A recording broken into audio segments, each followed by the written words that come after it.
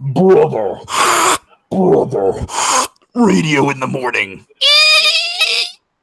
Radio, brother. Hell. All right. Did not see that coming. Good evening. Visokii Entertainment. Hello, everyone. This is the Raw Deal podcast, number Who Gives a Beep. We have a lot of stuff to go over this week. We got obviously Raw and SmackDown review, as well as talking a little bit of New Japan Pro Wrestling, which was on technically last night, this morning, whatever you want to call it, for my time and for all of our time. I think we're all on Eastern. It was a 2 a.m. start time. Garrett, were you up at 2 a.m. watching New Japan prelims? I don't have New Japan World, so no. But come on, man. There's streams everywhere. I probably shouldn't, be talking about that.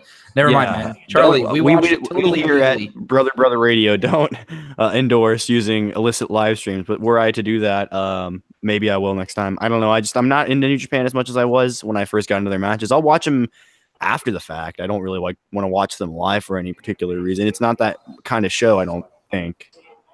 I woke up and caught Omega Jericho, and I really want to go back and catch the Fatal 4-Way with Skrull and Ospreay and others. Charlie, which matches were you able to catch? Excuse me. I watched them all except for that Rumble. Nice. Which one was match of the night? Jeez, it had to be Omega and Jericho, and then the 4-Way. You're just passing over Okada and Naito. All right. It wasn't bad. I'm not gonna lie. It wasn't bad. It's just. But it's not like you were invested in either guy, right? Yeah. So that's the thing. None of us watch New Japan with regularity, so it's hard for us to really make a fair assessment of these guys when we don't really know their character as well as we probably should. We're not New Japan World we're not New Japan Pro Wrestling followers per se. We just kind of watch the matches. Yeah. I also looked at Meltzer's ratings. The matches that have been rated 5 stars and up, dude, his ratings have kind of become useless at this point. He rated like 16 matches 5 stars in 2017. It seems like there's like 7 matches in 20 year wrestling 5 stars. Like then he went back and regraded a bunch from 2016, and those are 5 stars now. Very interesting. He just keeps going back and bumping up his stars. So who knows? Maybe he's going to a 6.25 scale, and that's why he bumped him up. Who knows? Well, didn't he give something like 7 stars or something once? Like at that point, I think we should have all just been like, "No, you're rating." He had crap. 2 matches as 5-star matches, and then then there was a 5-star match between Okada and Omega, the first one, and then the second one between them, he gave 6 stars, and then he gave 6.25 to something else a couple months ago. Yeah, it's like when he starts doing that, the ratings are just complete bull. At that point, like why even take them into consideration? I mean, you can take them into consideration if you want to call them really good matches because you agree with Dave Meltzer. Go right ahead, but it's not really. They're obviously he doesn't really care anymore, or he wouldn't be doing stuff like that because people obviously take it seriously, and he did for a long time. Obviously, he took so much, people put so much stock into it, and so did he. That he gave a rating to like every match that happened forever. Right, and then of course Wrestling Observer site goes down today because server issues. Because everyone was trying to look up the ratings, which he doesn't release right away. I don't know why people look for the ratings right away. It's not a thing. I think he watches it over even sometimes. Yeah. So I don't know why people are flooding to the site being like, "Oh, the only way what did it get? What did it get?" It's like, dude, the guy doesn't. It's 1, 2, 3, 6.71 stars right there. No, one, he has to think about it. 2, if you want his instant thoughts, subscribe to Wrestling Observer Radio. That's all I can say. You know what I mean? Yeah. So speaking of a company that we are all considered followers of, WWE, the Double E, had a couple shows this week. The Monday Night Raw was on New Year's Day, so it was interesting to see, are they going to do anything special for it? Because they already did a couple vanity matches as far as Christmas time. And right before I get into it, I forgot to mention, Garrett, with the fedora and the cigarette, you've become the local bad boy on the podcast. Brady, I want your lunch money. Give me like a Gavin DeGraw vibe, bro. All right. Kurt Angle opened Raw by coming out and being like, "Welcome to Raw. 2017 was great. 2018 is going to be better." And then he had a bunch of angry people like the Bar come out and be like, "We want our title rematch tonight." And Kurt Angle's like, all right, well, I can make that happen. Jason Jordan came out and was all angry, and basically it set up a match between Jordan and Cesaro. It was just a standard match, but what I like is that we're seeing a new side to Seth Rollins. And as a reminder, Seth Rollins, Jason Jordan won the tag titles from the Bar last week in a bit of a shocker. And then so this week, Seth Rollins has taken over as the wily veteran. Do you like him in this role, being like, oh, Jason, you're going to cost us some matches if you're not careful? Do you like that, Charlie? Yeah, I think it's a good move, good angle. Try and change stuff up. Well, they clearly their plans of the Shield are in halt right now. For who knows, could be forever. So that's true. Talking about the Shield, they say that WWE states that a partial triceps tear is going to keep Dean Ambrose. I think it's triceps. Yeah, is going to keep him out for 9 months. There's no way he's coming back. There's no way it's going to be that long, right, Garrett? It's like a surprise return, hopefully. For Dean? Yeah. I mean, it could be. I mean, they could just bring him back like they do every now and then with somebody, where they just. I mean, it's always a surprise return technically. I mean, no matter whether they announce it like a week before, it's always a surprise whenever it's announced, or whether it's. So I mean, I think they could just have him show up. I think what'll happen is he'll show up to save Jordan. Like Jordan and Rollins will finally get on the same page, and they'll be like getting beat down by like 3 or 4 people, and then Dean and Roman will come to the save or something. That's true. And or maybe even just Dean. I mean, Dean's wild enough; he can do it. He's cleared rings before. He's wacky. Wacky Dean Ambrose. But Jason Jordan, so wacky, he might wear a hat like this one day. So Jason Jordan and Cesaro got quite a bit of time. I think between the promo and this, I think they took up like the first 40 minutes of the show, which I'm okay with, because I mean that's kind of Jason Jordan's thing, right? Is he can put on these long matches and stuff like that. What was a bit shocking, and I mean it wasn't exactly clean, but Jason Jordan actually picked up the win. So they're building Jason Jordan as credible and not the way I thought they were going to go, which was Seth keeps having to bail him out because he's inexperienced. He's the rookie. I kind of like that. Yeah, good point. I'd agree. Yeah. Yeah. Okay. I'm just glad they didn't have him keep losing, you know what I mean? Because it was so easy to just give Cesaro the win and have Seth being like, see, Rook, I told you. Mm-hmm. Yeah, I mean, Jason Jordan doesn't necessarily. I mean, we found there's not really a good way to build him, because I think people get it why they think he's good. But what I think the hard part in translation is getting him to like be consistent in his character, because I think he jumps all over the place between the daddy's boy that always wants a new title shot or a new match or whatever, and also the hungry rookie, which I think is very interesting that we have Rollins can see the kid's a hothead and he gets himself into too much trouble, but at the same time he can also kind of back it up a little bit. It's something that Rollins will have to contend with, which I think will be interesting for his character, because that's kind of Rollins's babyface character in and of itself, is a guy that gets him. That's how he got Dean back as a partner, as he got himself in it over his head enough times. You know what I mean? That Dean was like, fine, Yeah. So I think Rollins sees himself like before the Shield got back together in this kid, and that's why they're going with this. And I think it'll be really interesting if they dive into that. If like Rollins says, "Hey, a few months back, I was right where you are, kid," or something like that. True. In the chat, Bucksman asked, Brady, you going to the UCF National Championship Parade Sunday? No, we are not. I would love to. I'd absolutely love to. But we're my Christmas present to Charlie and Rick and Lucas was Medieval Times tickets. So we're gonna go munch on some mutton and drink beer. Amen. So I will not be attending the parade, but I'll probably be watching the live streams and stuff, because I don't want to put too much on my plate. I also go back to work tomorrow, so trying to not kill myself the first weekend off. Ease in. All right. Speaking of Shield members, and speaking of bringing up Dean, we definitely had what I thought was the best promo through both shows. We have Roman Reigns backstage, which leads into the thing, and I'm going to pair these two segments together. So Roman Reigns comes in, says that he wants to kill Samoa Joe, sets up that there's going to be a title match for the Intercontinental Championship between Roman and Samoa Joe on Raw. And if Roman is disqualified, then he loses the title.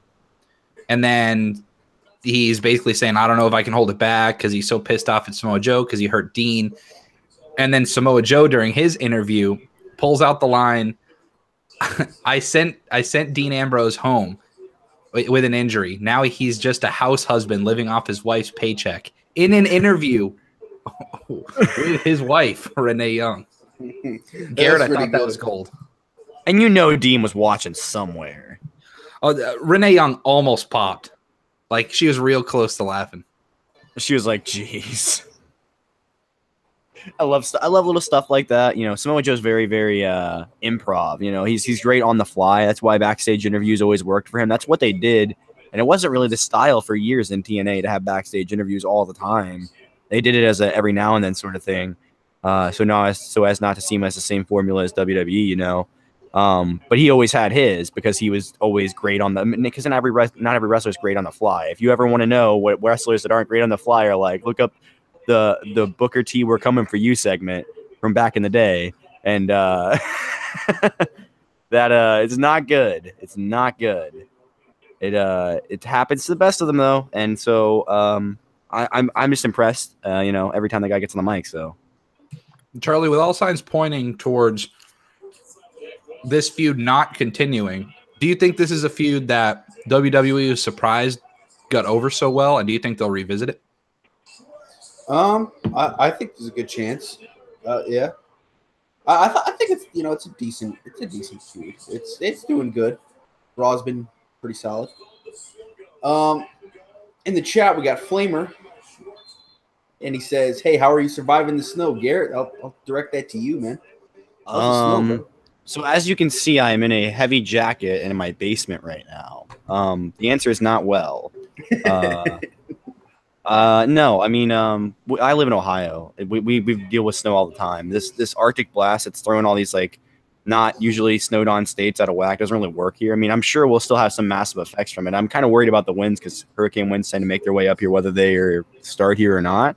Because, you know, you're talking about a combination that could potentially end up of people losing power and then not having heat when the cold blast hits. That's potentially, you know, deadly cold or whatever.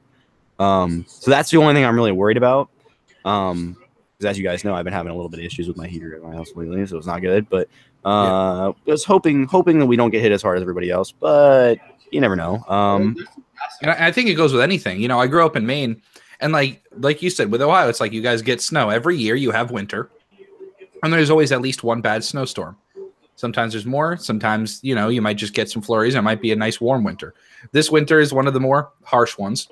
Mm-hmm. And like you know the risks going, and you're like, all right, well, we know that we might get an ice storm, so we need this, this, and this at the house at all times. We might lose power, so maybe we need a wood stove to keep the house a little hotter. Stuff like that. The states that have a real issue with all the cold right now are like, you know, South Carolina. They usually only get like a couple flurries, so they're not as prepared. They like need snow plows right now, and they're not equipped for it. So when people lose power for that, people don't have wood stoves. People don't have all this water stocked up. It's kind of like people like, oh my God, the hurricanes in Florida. Well, the reason why like the hurricane hit other, like if a hurricane were to somehow hit Ohio, you guys would be like, what do we do, guys? Run. Right. So it's kind of the opposite. You know, people down here in Florida, I mean, North Florida got some snow, even a little, and people up north are like, really? You got an inch of snow and you guys are all causing car accidents and stuff? Okay. Up down here, everyone's got summer tires. No one's got, you know, chains on the tires. There's no plows to cover the road. No one owns rock salt. No one owns any of those things to protect against the snow. City doesn't buy it for its budget, because why would you buy budget for a city that's warm 99% of the time? You know what I mean? Right. Exactly. And like it never snows here. So the cities aren't going to own the proper utility, you know, cost of, you know. Kind of funny. We're all from up north. Charlie and I are down in Florida now. My man Sean, Packers. The Packers. Swoofty says all of Jacksonville almost completely shut down because there was a slight chance of icy roads. I believe it, man. It happens. Think about it, man. The cars are not equipped. And plus, if people have grown up in Jacksonville, they don't know how to drive in the snow. Let's be honest. Dude, it was cold out this morning, and a car right in front of my house got smashed. literally in my front. You walk 2 feet in front of my house and you see the parts of the car. And it's in Orlando. It's what it was. You sent me a Snapchat of that. That was 30s. crazy. How much you want to bet that guy just had some frost on his windshield as he was going to work this morning and didn't think of it? And he was, instead of waiting in his car to defrost his windshield, because that's what normal sane people that see ice and frost do, he just started going. Yeah, dude. And then just couldn't see out of his windshield and smashed into the back end of the car. I 100%. Yeah. I mean, it's like, what can you do, though? I mean, not every place can be prepared because not every place is going to need those preparations. And it's when it happens, it happens. And, 2017 was a crazy year for weather. It looks like 2018 is starting off the same way. Just stay safe and stay warm, everybody. Some of that that's what I say. Stay safe and stay warm, everybody. Facts. As El Presidente said, looks like the Northeast could use some of that global warming, Garrett. God. Believe me. All right. That's it for the cold weather podcast, guys. See you next week. No, Apollo Crews faced Bray Wyatt in what I thought was one of Bray Wyatt's best matches in a long time. Apollo sold for him really well. Bray pulled out some new moves that we haven't seen from him in a while. He looks motivated for this feud with Matt Hardy, and then Matt Hardy came out and, well, he didn't come out, but he's up on the Jumbotron, cut a promo after. Bray Wyatt gets the win with his sister Abigail, kind of out of nowhere. That's how he should be hitting the sister Abigail, outsmarting his opponents. And then Matt Hardy laughed at him for about a minute, and then it was over. What'd you think, Charlie? Thought it was, it was fun. I think what it was meant to be. Just kind of a fun segment, more or less, and I enjoyed it. Garrett? I would for sure.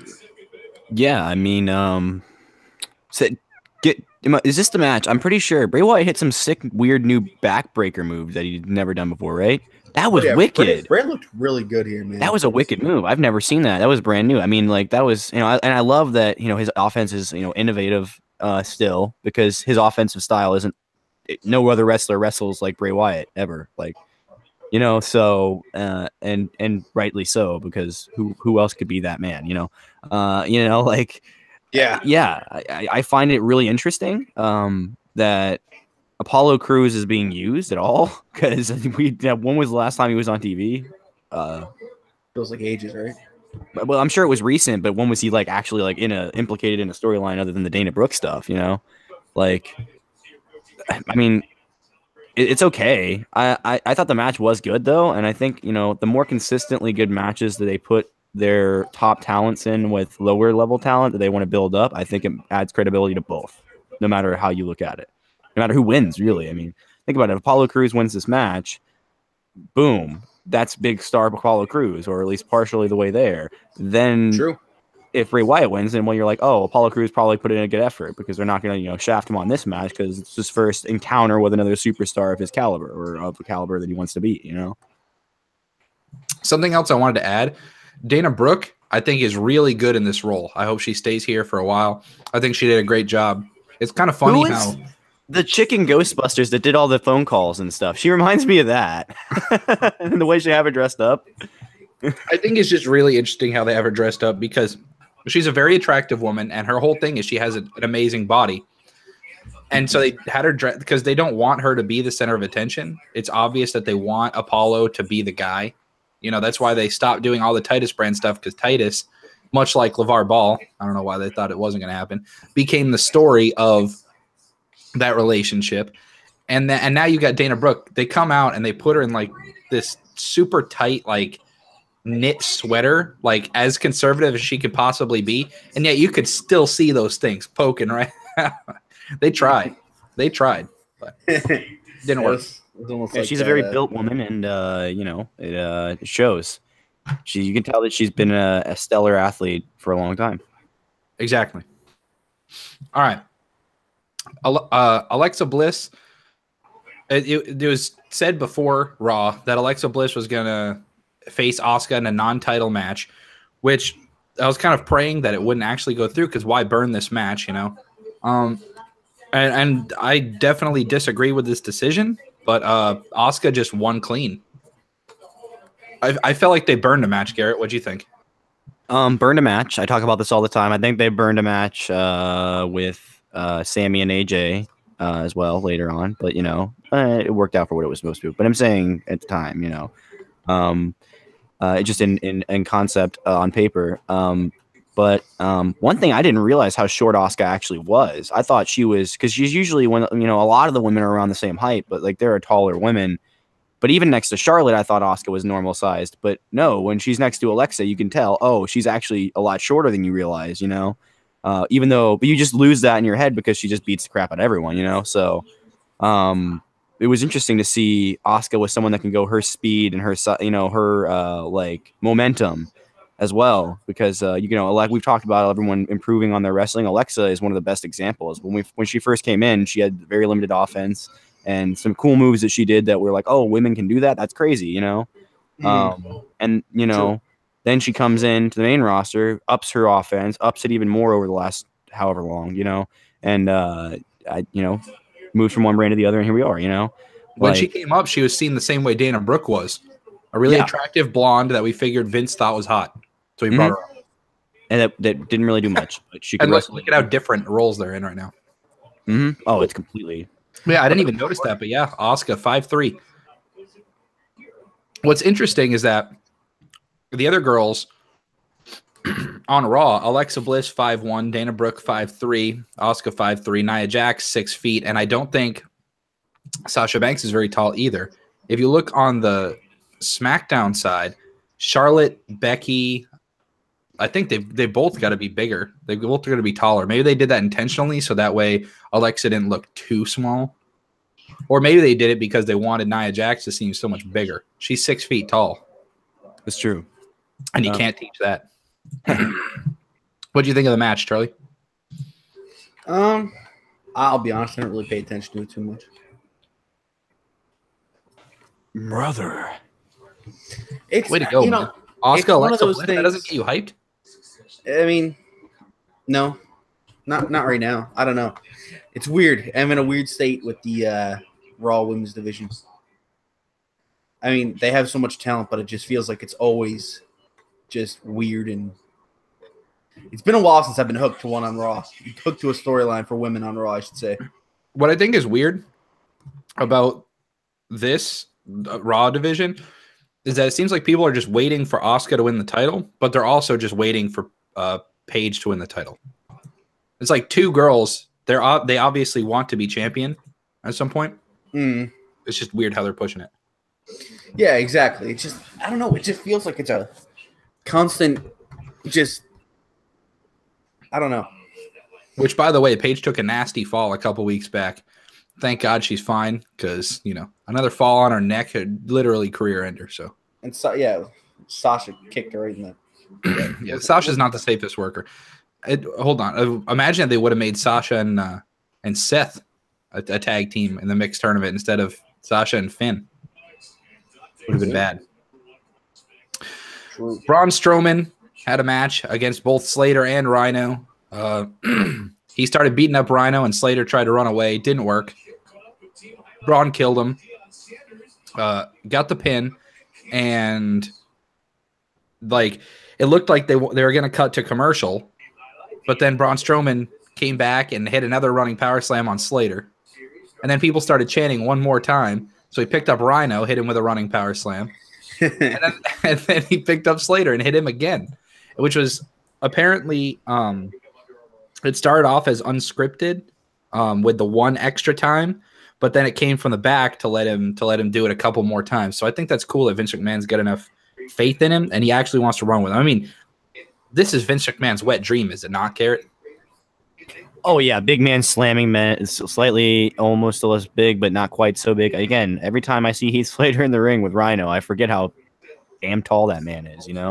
Like he's a really tall, lanky dude. That's why he works for a wrestler, because he can hit those like sort of springy moves, but like he can launch himself, but he also takes moves really well too. Still, it's really interesting. It's got to be because. Anything with Braun has just got everybody's attention right now. I'm starting to sour a little bit though. In the back of my head, I'm like, ooh, they better start doing something different. Otherwise, I'm gonna get bored real quick.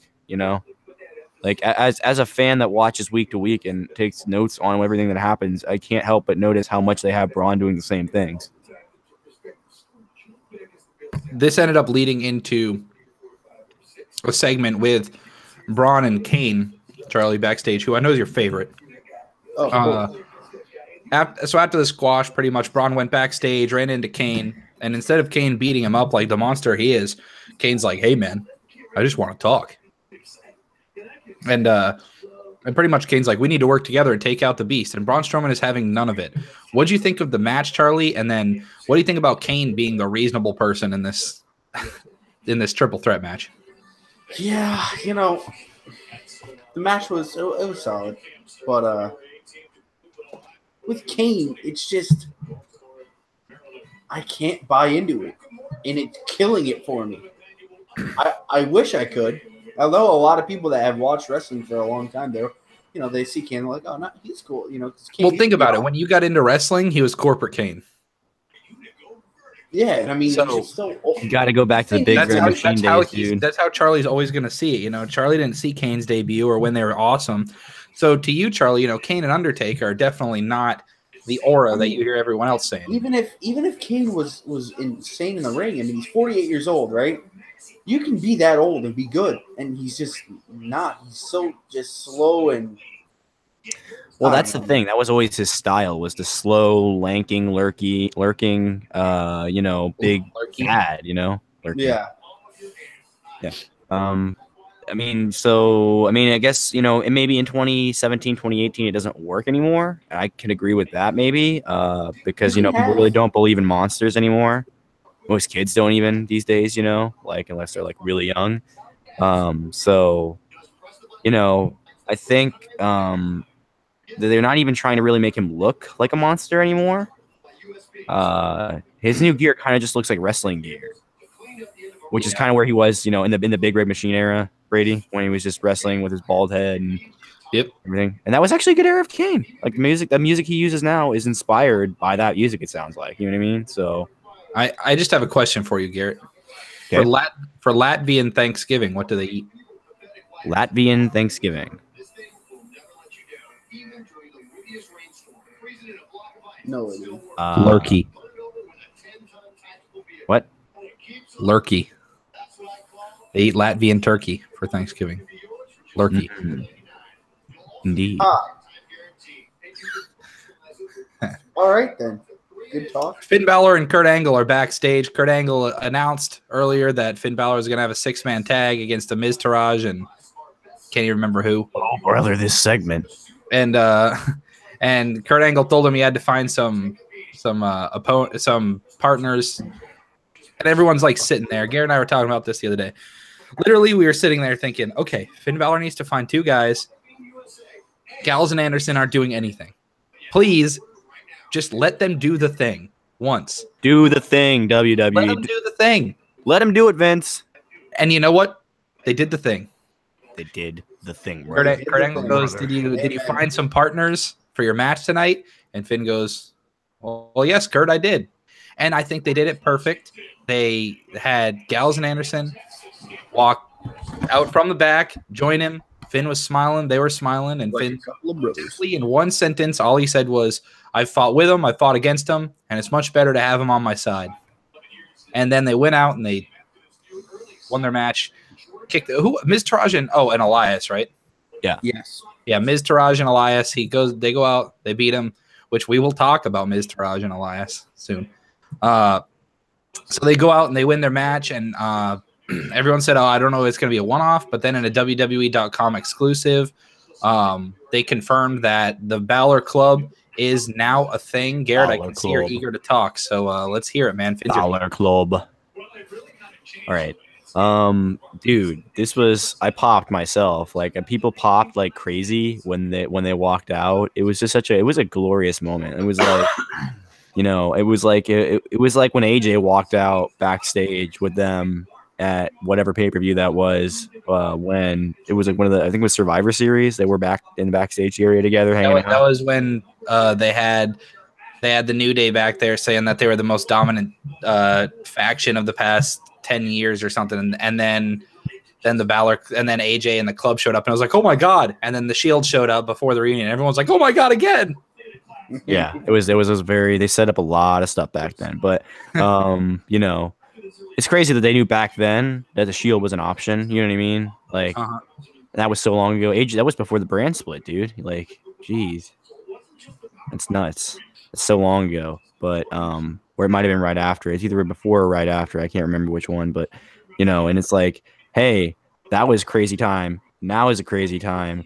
We got the Balor Club as a thing. My shirt actually means something now. That's true. It's an actual Balor Club. And Charlie, this has to be the best use of all three guys, right? Oh yeah, dude. This is what they're meant for, you know. This is what will get them to the point where they want to be, in my opinion, and being hopefully in the top, you know. Oh, agreed. And then I don't know who's got something playing in the background, but it's coming through the coming through the stream. Probably me.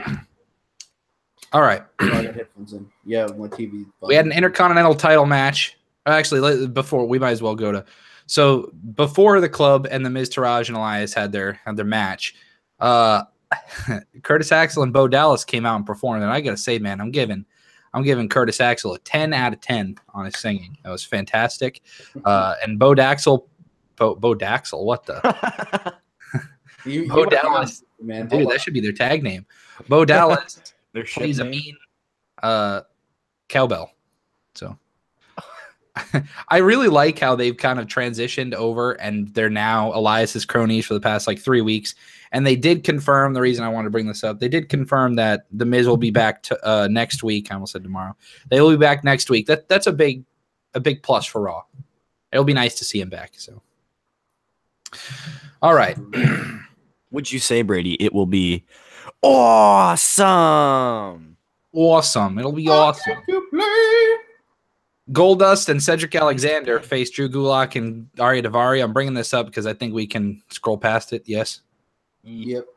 I mean, okay. One notable thing: Goldust did it looked like he wanted to do a moonsault, and Charlie got my hopes up. I wasn't watching. Charlie told me Goldust did a moonsault off the top, so I had to go watch it. And he kind of does a weird turnaround crossbody. Yeah, it was like a reverse crossbody or something. If that's even our move, I don't think that's a move. I was hoping for the Goldust moonsault, but it didn't happen. But it's all right. It didn't. I seen some article that said there was some weird reason why he could compete. I forget what it was. It was stupid, bro. Like literally, Alexander was like, yeah, I got a partner," and everyone's like, "Oh, dude, who's Alexander's partner gonna be?" And they made it seem like it was gonna be this big deal, and I was like, "Okay." And then the audience is kind of hot, and then Goldust's music hit, and I was like, "Oh, all right then." And it was weird, man. But basically, Goldust comes out because we're like, okay, well, why is Goldust teaming with Cedric Alexander? Wasn't he a heel last time we saw him? And then he just walks up and he's like, "Gulak, Daivari, you're the two lowest people," short joke, "I've ever encountered." And that was it. And then they had a match. I don't even know who won, and I don't even care. We had an Intercontinental title match, which Garrett dubs a super DQ match. Do you know why? Well, no. Okay, so this was the match that had the stipulation on it that Roman could lose the title by disqualification. Right. Super DQ. It's easier for me to write it that way. Oh, okay. Super DQ. I really wish they wouldn't do he really wants to use the steps. He really wants to use a table. It's like, dude, Roman's not an idiot. I don't want to root for an idiot. But either way, really long match. There was a spot where Roman gets pushed into the ref. He begs the ref not to DQ him. The ref ends up, it was really okay. So Roman gets pushed into the ref. And then while he's begging for the ref to not DQ him, Samoa Joe starts charging Roman Reigns, in which at that time, Roman Reigns shoves the ref out of the way so he doesn't get hit. But he still, while telling the ref, "No, man, I didn't mean to touch you on purpose," literally shoves the ref. I thought that was kind of funny. But it was a good, hard match. Long and hard. And Roman ends up getting the win, retaining his title. against Samoa Joe. It looks like these guys are going to move on, but it was a good little feud while it lasted. And so the question is, what's next for each of these guys? It still seems like Roman is going to go against Lesnar at Mania. That's what everyone says. So, okay. So Garrett, what's more likely? Samoa Joe gets a championship match at Mania, or Roman Reigns wins the Royal Rumble? I don't think they're gonna do a champion versus champion match,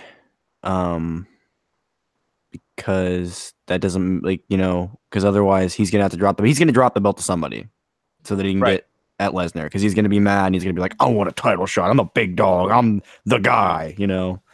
Whatever. And then be like, Kurt Angle comes out or something and says like, oh, you can't get a rematch because some reason, blah. But I'll give you a match of your choice. And he's like, I want Brock Lesnar or something. You know what I mean? Like, whatever. And or something crazy. They'll do something stupid.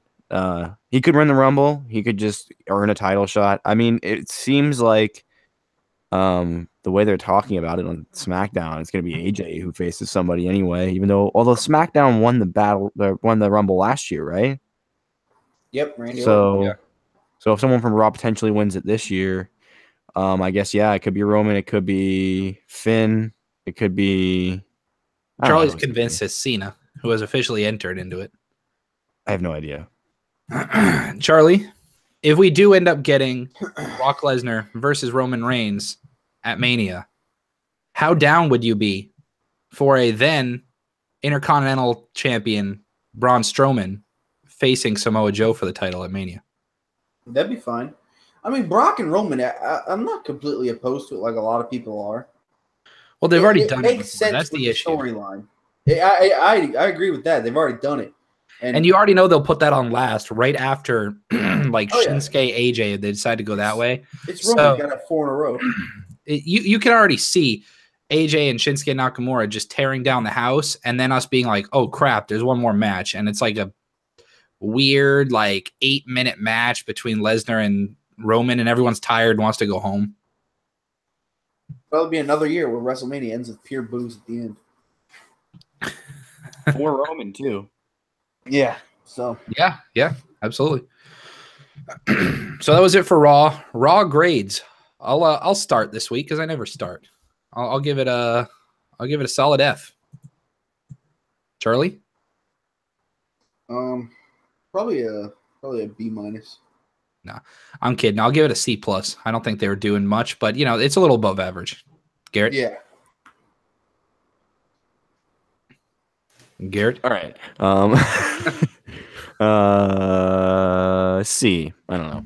A C? All right. So we got a B minus, a C plus, a C. We're all in the same range. We're all in the same letter grade. SmackDown Live happened. Okay.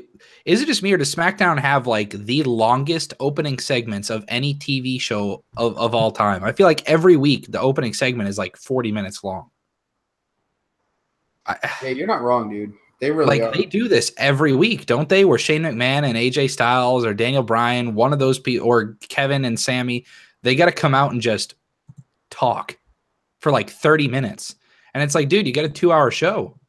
You don't have to kill all this time. I don't know. To me, it's a little confusing. But AJ Styles comes out basically because he lost last week in screwy fashion to Kevin Owens. He wants to fight him again tonight, and they said he's going to face Sami Zayn. So basically, this is just setting up that AJ Styles and Sami Zayn are going to face each other. For some reason, this took half an hour to get set up, but that's what it ends up being. The caveat is that Kevin Owens is allowed to be at ringside, but so is Shane McMahon, and Daniel Bryan's going to be out there to something. Instead of banning everyone from ringside, they're just going to let everyone out there, because that's the opposite of what WWE's always done. So whatever. What did you guys think of Styles' opening promo? I'll throw it to you, Garrett. AJ cuts a good promo every time he goes out there. I feel like you're right with the whole, why does this take an hour basically to set up the second half of the show? on the show that's supposed to be. Between this promo and the tag title match right after it, it took up the first half of the show. Yeah, which if this was like, let's say this was like a Ring of Honor or TNA, and they only have that time that they have on TV to set up the stuff for their shows that they do a couple times a year, so they don't really, and other than that, they do a week-to-week wrestling. SmackDown kind of falls into the same way because its pay-per-views they're always second, right? So they might be first, like whatever they are. They always have the pay-per-view. The way that their pay-per-views are always set up, they're always waiting like 2 weeks for the next pay-per-view to happen so that they can move on to their builds, because otherwise they'll make no sense. The shows will be on completely different schedules, but they actually are, and if they just accepted that and put that on TV, then we could. They're supposed to be two separate brands, but they still seem like the cross-brand promoting is one thing, but it's another thing entirely to basically have your shows not advance because one show hasn't caught up yet. It makes no sense in the wrestling world, anyway. Yeah, I see that point. I'd agree with that point. That is true. Charlie, anything you wanted to add about the promo? I'm trying to remember what the main focus of the promo was. Was it about the promo? Is that he just wants to wrestle and he doesn't want to have all these interference. Oh yeah. I mean, I think a lot of young people in the back could learn from AJ, and he really just he's at the point now where the crowd's with him every time he's out cutting a promo, And yeah, I mean, it used to be that he was a heel for coming out and being like, "This I built SmackDown Live as the house that AJ Styles built." People are like, dude, it absolutely is. We just want to watch the guy wrestle, and that's AJ Styles' point, is that he just wants to wrestle. So, yeah. All right. Tag team title match happened. The Gable and Benjamin were facing the New Day because they won the tag titles, the week before or something like that? No? Oh, no. That's right. They just had a title match. They had won non-title matches leading up to it. Yeah.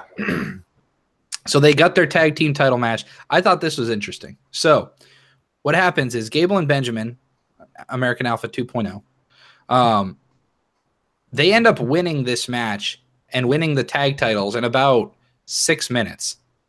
And I see everyone on Twitter being like, wow, that was short. Like, who the New Day piss off? And, with all the rumors going around of how, what if they were to put the U.S. title on Xavier Woods because it's vacant? Maybe they're splitting up the New Day. This is kind of a catalyst for it. I thought this was against the Usos. Sorry, Usos, not New Day. What the hell am I talking about? You're right. They face the Usos. Later on, they do the dissension. Thank you, Garrett. So they beat the Usos, but once again, quickly. And then the referee, so then they cut to commercial, but then cut back, and the referee has overturned the decision, and because the wrong guy got pinned, and Gable wasn't a legal man, and it was the wrong Uso, and so they restart the match, and in another 3 minutes, the Usos win and retain the titles. So I don't think Gable and Benjamin are ever declared the champions now because the match was overturned. So they still have not won the title. It's kind of curious how they're doing this, Garrett, because you'd think that it would, I don't know. It's weird that the faces get a win like this. Yeah, this is to extend it. It's not over. They'll be back because this is the only thing I could see this setting up would be them having a future match, because now they have a claim for why, well, we were the champions and you just took the titles away, so right. Because in their minds, any other time that would have been a clean win, so I think maybe we could see, and this would be very, very interesting. I don't know about you, but I think it'd be very interesting if Daniel Bryan took a vested interest in the reason why they lost the titles. Maybe that would be interesting. Because he's obviously maybe have Shane or one or the other, have one of them say one thing and the other disagree. I think if you're going to have them intertwined in the AJ stuff, have them intertwined in the whole show. Have them disagree on multiple levels. You know what I mean? That's true. Tease it in a bunch of different ways. Charlie, if we've had instant replay this whole time, why haven't we been using it on every other screwy finish in WWE history? Yeah, that's the only reason I don't like this. Gable and Benjamin should be champions right now, and all of a sudden, It opens up a whole thing of worms, man.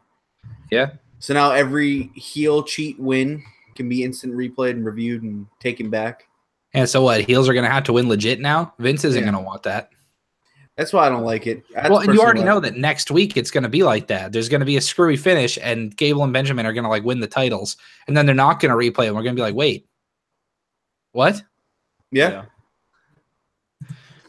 It doesn't make sense. I don't like that move. I'm going to hope they never do it again.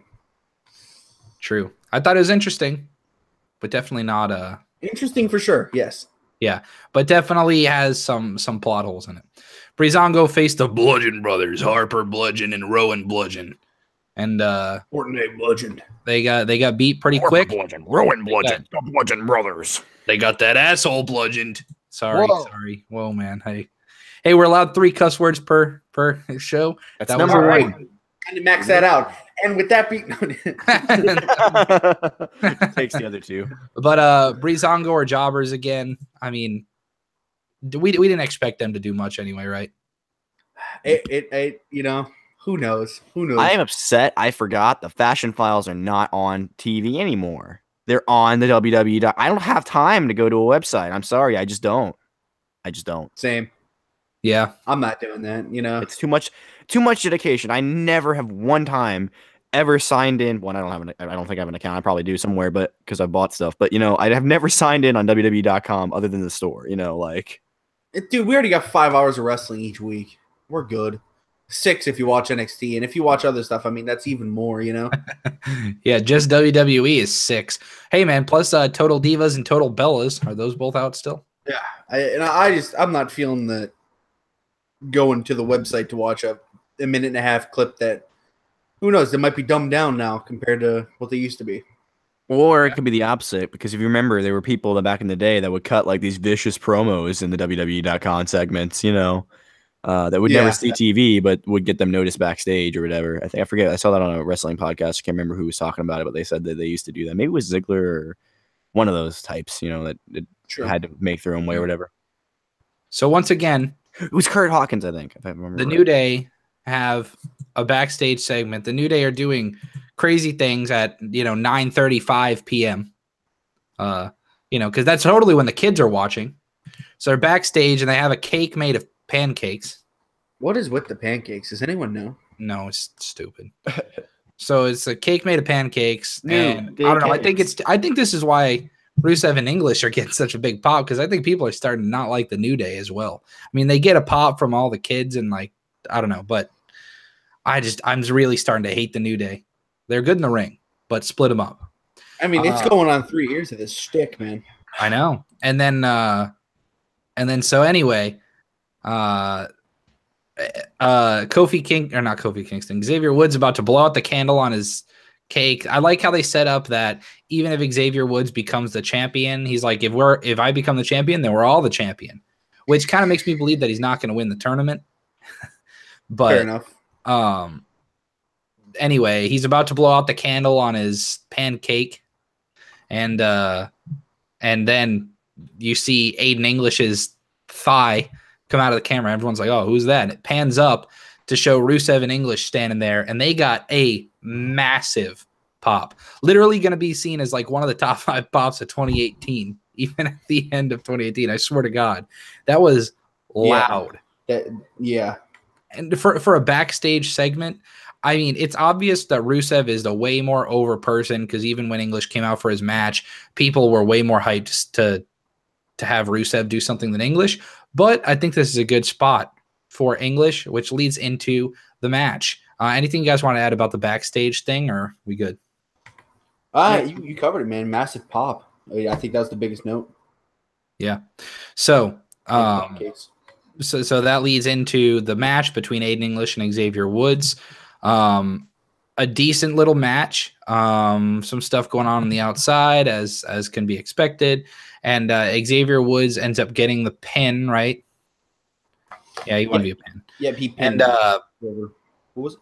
And I mean, once again, I mean, the crowd's super behind English and Rusev, but mainly for Rusev. So they didn't really mind this finish. Xavier Woods still got quite a pop. So he advances. Isn't he gonna face Jinder Mahal. Yep. Jinder's winning that, isn't Your he? final four for this tournament's going to be Jinder, Xavier Woods, Bobby Roode, and Mojo Rawley probably. Wow. You have Mojo versus Jinder, dude.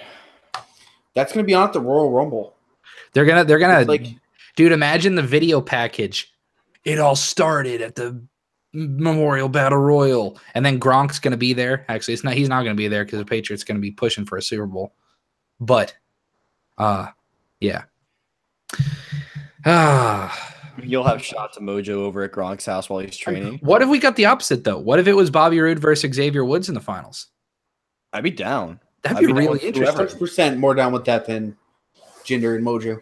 Even Mojo versus Xavier Woods. Honestly, you take as long as it's not Mojo against Jinder, because they both work that big man style where they're just going to sprint across the ring and grunt at each other. But why are we giving Mojo Rawley a title? I hate that. Because Gronk's his best friend, bro. I hate that, man. I hate the fact that he might win this. Gronk's his best friend. Xavier Woods winning would, it's been 3 years. Mojo Rawley cut a good promo on this pay-per-view or on this episode of SmackDown. He just kind of came out and he said he's done partying. He's gonna destroy every opponent in the tournament, and then he's like, woo, woo, woo. I hope Ryder wins. I'm much more down for a Zack Ryder U.S. title. What if Zack Ryder beats Jinder to go over and win the title? I'm 100% down. We've seen that so many times with Zack Ryder winning out of nowhere. Can we stop? And then I'll hold it for a day because they never give him a chance. What if he's given a chance? Who knows? What if he wins it and then Corbin comes out and beats him for the title the next? I could see it. I still can't believe Corbin lost to Bobby Roode, man. What is that? Agreed. Corbin, maybe, who knows, man? Maybe Corbin's going to get some surgery done on his hairline. Jesus. LeBron got it done. I'm sorry, man. He's got to get something done. It's looking real bad. Every week, I can't stop staring at it. How do you pass off as a badass? He's looking like your weird uncle or something. Dude, I think he just looks even more mean. He's so mean the hair left. Go ahead and blob me. You can't blob me. You can't blob a brudgeon, brother. You know what I'm saying, brother? The welcoming committee was backstage. Bringing it back to that. Again. We're bringing it back to that. We got Natty backstage. Before the Riot Squad was the welcoming committee. And we're going to welcome you with a dose of humble pie. Sounds just like her, dude. No pop. No pop. And I think she threw in a cat reference in there, right? She had cat ears on during the segment, dude. Yeah, and they're selling them on WWE.com for $5 now. What is she going to go by Catalia now and make a team with Aaliyah?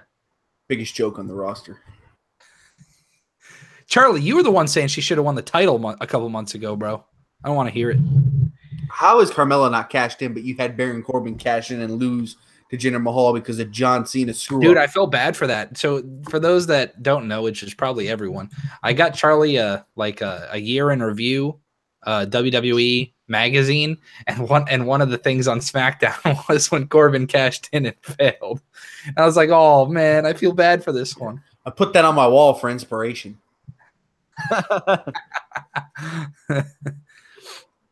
And I took the Nia Jax bikini cutout out of there. Hey man, why? I'm kidding. All right. But anyway, welcoming committee faced the Riot Squad and lost. Anything else? Next. AJ Styles faced Sami Zayn. Next. No, yeah, pretty much. That's the end of the show. There was a lot of. It was a good little match for about 5 minutes, uninterrupted. Then AJ started to get the upper hand, so Kevin Owens distracted the referee, which led to Shane McMahon coming over and punching Kevin Owens, which led to Daniel Bryan breaking it up, and then the referee. So then Shane McMahon ordered the referee to throw out Kevin Owens, so Kevin Owens got thrown out, and as he's walking to the back, Daniel Bryan goes, "Well, you know what? If he's banned, then you're banned too, Shane," and send him to the back, which I don't think you can do that as the general manager. I think there's a different There's a hierarchy. It's a very right? different Like, level. you can't send the commissioner to the back. You can't You do get that. back man. there, boss. Like imagine if I walked into a radio studio and I walked up to the station manager and I said, "You go to your office. You don't tell us what to do." That's basically what happened. And Shane McMahon's like, "What are you talking about?" And Shane McMahon's all pissed. Sami Zayn gets the roll up pin, or actually, I think he gets a haluva. Oh yeah, he gets a haluva kick after AJ goes after Kevin Owens, and that's your match. So AJ has lost 2 weeks in a row. From what I've seen online, it looks like we're building towards a fatal 4-way, but for right now, with adding Nakamura. But for now, at the end of the show, AJ Styles is like, I'm sick of all this interference. Just have them both face me.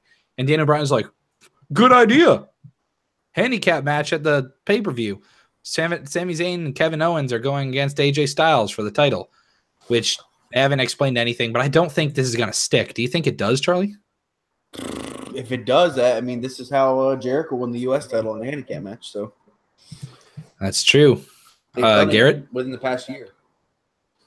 Yeah, I mean, if Kevin Owens is the heel that cheats, then he's the heel that cheats. I mean, it can be a gimmick that you use throughout your career. Eddie Guerrero used it to great success, so could a heel do it? I mean, Eddie was arguably a heel anyway, so. No, what did they solidify it? What did they do? Keep it as a handicap, and they solidify it by Kevin Owens letting Sami Zayn get the pin in the title. Be great. Be Sami's their friendship. It'd be his first title win since the NXT title, the one time for like 3 days or whatever it was. Yeah, like 86 days or so. It was a short reign by NXT title. Yeah, I think it's still the shortest NXT reign. Yeah, he got hurt or something, didn't he? No, wait, there was a 14-day reign, but besides that one, right? Yeah, but like Samoa Joe's second. But yeah. I think because his first reign was short, wasn't it? I mean, or was it a second? No, it was the second one because he dropped it and then went disappeared and then it came up to the main roster or something. But yeah, yeah. I mean. Yeah, the more that we get Sammy in the title scene, the better, because it'll make his credibility higher, which I think you need to start rebuilding since you reset his character as a heel, because his character didn't really have much to begin with, so they were smart to reset it, but they need to build on that now and not just let it compound into just badness, True. So it was just a very odd ending. To me, like having weird endings like this kind of leave a sour taste in your mouth. So I don't want to bash the show too much because I thought the rest of it was solid. So as far as my match rating for SmackDown, I think I'm going to give it a B. Garrett? I am going to give it a B-. Charlie? You guys are on a good par there. With the ending, with all those guys being out there, I already knew that some messing around was going to be a foot, and you knew it was going to happen. Some shenanigans were aloof.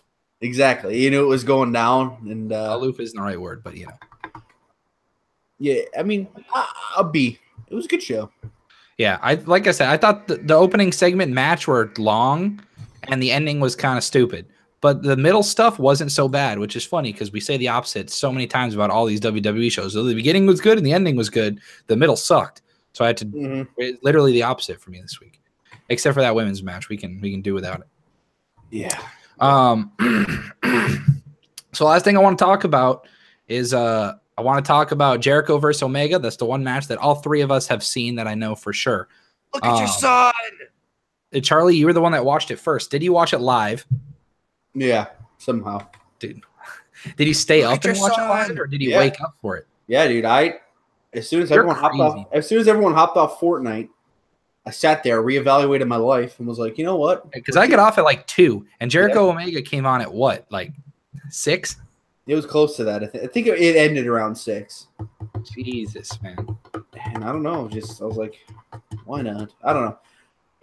I probably would have, if the other matches weren't good, I probably would have fell asleep. To be fair. That's true. I like I said, I really want to see that Ospreay match. I feel like I'd enjoy that one. So. That's a freak. So anyway, I wake up and I wanted to not see any of the things. Gary, you watched the link that Charlie sent in the chat, right? Yes. And I searched it and found it on YouTube after the fact. I think it might have been posted by New Japan's actual YouTube page. which is smart because they want to bring more eyes to it. And then, which who knows, they might have it down now, but so after I watched it, I see the first tweet, the only tweet that Dave Meltzer sent about this. I was like, well, everyone knows he's the New Japan mark, so I want to see what Dave Meltzer had to say. The only tweet about this match was Jericho coming out now, new music. Literally, dude, have you been living under a rock? Judas has been he was number 1 on the Serious Octane charts for like 5 weeks. And he's like, oh, new music. Oh, yeah. Oh, never heard this before. Dude, are you kidding me? That's what he uses in all of his podcasts. It's on the actual radio. It's on for New Japan. I was at a loss for words. I'm like, dude, there's no way. Maybe he just lives wrestling that much that he doesn't hear music. Does the guy not listen to me? No wonder he's a freak. He doesn't listen to music. Maybe, you know what? Meltzer listens to smooth jazz, doesn't he? Meltzer and Yosh, 2 of a kind. For those that don't know, my mom's dog has anxiety issues. And and so what she does is every time she leaves or anytime anyone leaves the house, so that the noises outside don't freak him out, she plays music through her Echo. And so, like, you can randomly put whatever on. So, like, sometimes I'll put on some death metal. Sometimes it's Christmas music. Sometimes it's smooth jazz. You never know. You're a mean one. You're a mean one, Mr. Grinch. All right. But let's talk about the match. So I have an opinion that's differing a little bit from you guys. So, Garrett, I'm going to throw it to you first. I don't really know. Initially, first watching the match, I had a strong opinion. Now I'm not so much sure. I feel like I need to watch like just the highlights because watching it, there were a few like high spots. This felt like a WWE match to me, not a New Japan match. There wasn't any big. Now, granted, there was at the very beginning there was a move that Jericho pulled where he catches him like in the Styles Clash hold and then he throws it into a Walls of Jericho. I thought if that had been like his last high spot at the end of the match where he does like that long, intense, like almost he's not going to make it to the ropes kind of thing. I think if they did it that way, that spot would have been made more sense. But it was still good. But like I said, there were high spots in this match. There were spots where they were literally standing around not actually doing anything for about a couple of minutes while Jericho beat up officials and officials' sons apparently. I don't know how New Japan works, but yeah. One of the look at your son. Yeah. Yeah. Let me break down some of the spots. So this kind of took the route of a standard Omega match from what he's been doing in New Japan over the past couple of years. Starts off really hot. Omega's opponent, in this case Jericho, gets a lot of offense in, starts brawling with him a lot, throws him into the ring post, stuff like that, starts throwing him outside. It's a no DQ match, so they established that in the beginning. So Jericho gets Omega into the Walls of Jericho right off quick. Omega grabs the rope, and the referee comes over, and he's trying to break it up, and he's trying to yank Jericho off because this young and are second swear. This ref is a fucking idiot. So literally Jericho had to tell the ref that it's a no DQ match. And apparently this guy's name is Red Shoes. I've seen him before. And apparently he's the big guy in New Japan and he's like part of the show and stuff. But I hate this guy and I'll talk about it later on. But anyway, so Jericho establishes it's a no DQ match by getting Omega in the Walls of Jericho. It tries getting broken up, but Jericho just holds it while Omega is on the ropes. And then Omega turns it around, gets some offense in, throws Jericho outside. Jericho takes one of the most hilarious, like, bumps I've ever seen in my life to where Omega kicked him with a baseball slide, and Jericho goes running back 5 feet and jumps over the barricade. But then he's standing up next to the announcer's table. Omega, this is probably the highest spot of the match, does a springboard crossbody over the barricade and through the table on the other side. They're there for a little bit. The match is slower after that. They get some momentum back up. Omega goes to hit Jericho for the one-winged angel, his finisher. Jericho reverses it into a Walls of Jericho. Omega gets the rope break, which there shouldn't be. I mean, I get it. So the rule is that there aren't rope breaks per se, because you can't get. So if Omega would have tapped out while also being under the ropes, it wouldn't have counted because he's under the rope. So Jericho can't get the win while someone's on the rope, but there's still no rope break. So anyway, the ref calls for a rope break. Jericho releases it. They go back and forth a little bit more. Omega hits his finisher and gets the pin 1, 2, 3. So now that I've kind of outlined the match, Charlie. As in? Go ahead. Just how I thought about it? Yeah. Yeah, man. This is, if anyone ever said Jericho can't go in the ring anymore, this should have proved it. More than that. I mean, my favorite Jericho match I've seen, and I've been watching him for a little bit now. It was everything you could have wanted it to be and more, right? I mean, this it's already an early match of the year candidate for 2018, and I think they played up the dream match. They played it up a lot, and I really think it fulfilled every expectation that you could have had for it, in my opinion. Best part of the match, in my opinion, because Charlie and I, literally, we do this all the time. Anytime someone's name is Kenny, me and Charlie will literally go, Kenny! Oh, yeah. Yep. Kenny! Because every Kenny Omega match, you always hear the girls in the front row, Kenny! Screaming. And in the middle of this match, when it was a little slow, Jericho's yelling, Kenny! Kenny! He's kind of getting the crowd mad at him, which, if you guys don't know, the New Japan audience is very tame. They like to just clap and they just kind of watch and admire the performers. They're very polite. And the fact that Jericho got such an uprising from them was very cool.